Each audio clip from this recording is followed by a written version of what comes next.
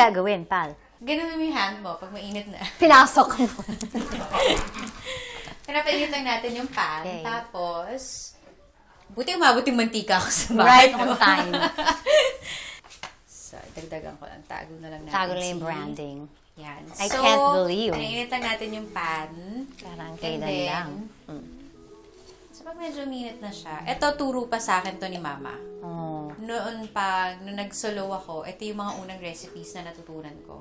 Bukod sa mga pa-corned beef, Oh. yung mga pinakamadali. Diba? Hindi kita naabutan ng nagsolo. Hindi, tsaka hindi mo ako naabutan sa ganito. Hindi. Yung Kaya first time ko to. Pansit cooking kanton lang tayong era. dalawa sa sa klasika.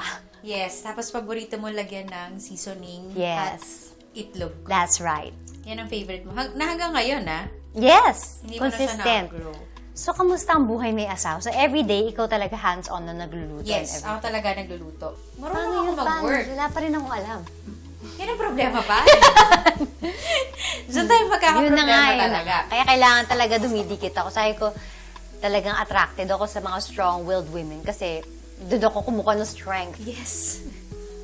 Minsan kapag nagiging weak tayo, masarap kapitan yung mga talagang matitibay sa buhay. Exactly. Minsan may mga gawain pang boys lang talaga. So, after ng garlic, usually, Syempre. gusto ko medyo nag-iiba yung color niya. Yung garlic kasi meron siyang pait. May bitter na siya kapag hindi mo masyadong naluto. So, hindi masarap yun. Hindi Galing rin masarap talaga! Pagka nasobrahan. Kasi papait din siya. Ang galing, So, galing meron mo siyang naman. tamang timpla na parang pag nakita mong medyo magba-brown na siya, papunta na siya doon. Siyempre, continuous lang yung heat, diba? Yeah. Kailangan ko lang siyang hintayin pa. Ay, I'm so proud of you, Pao. At di ka na mag-restaurant. Hindi mo naisip? Hindi, gusto ko nga. Pero, Wait lang. kasi feeling ko pag ginawa ko yun, dapat nakafocus ako doon. Hindi ka na pwedeng umarte. Hindi naman, hindi maalis sa akin yung arte. That's true. Anong favorite naman yung gawin ni Sir Greg? Pero siyempre, ang life niya ay nasa dagat. Mag-boat. So, yun talaga. Pag Paano kayo maganda yung nag-meet? weather, dito, sa work. May work ako dito, naka-lock-in ako. Ayun tayo.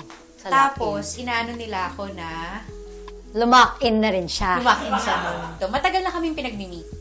Si Cherry Pie Pecache, kinukulit niya ako na meron nga akong friend na single, ganyan, bachelor, may trabaho, may Ay, business, parang Bagay. bagay. Tapos gusto mo ng Virgo, gusto mo ng ganito. So, pwede mo na, madam, ilagay yung ating ground beef. Okay. Paano kaya niya ilalagay?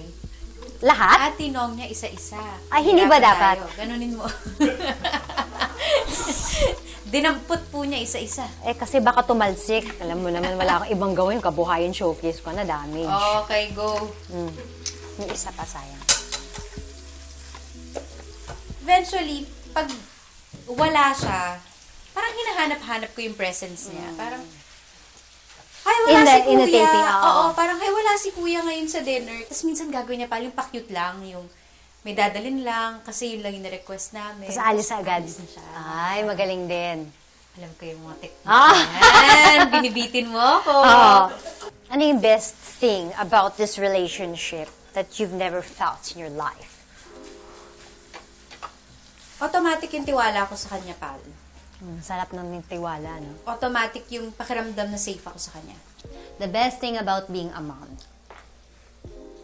Feeling ko kasi ngayon may opportunity ka na gawin kung ano yung natutunan mo doon sa na-experience ko bilang anak. And then to rewrite kung ano yung mga ayaw mo. Kainis naman. Diba? So, and na-realize ko meron ka lang one chance pala talaga. Meron ka lang one chance para gawin yun ng tama. So, kailangan mong galingan. Cool mom ka ba or strict mom? Actually, feeling ko cool mom ka. Well, nasa cool ako.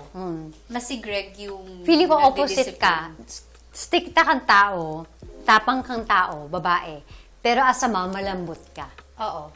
Yun Tama yung feel ko. Pero may route ako laging kasing pinupuntahan na usong-uso yun ngayon, yung gentle parenting. Oo. So, lagi akong, kaya to eh. Kaya to eh. Na hindi Oo. ako kailangan mag-raise ng voice ko, na hindi ko siya sigawan.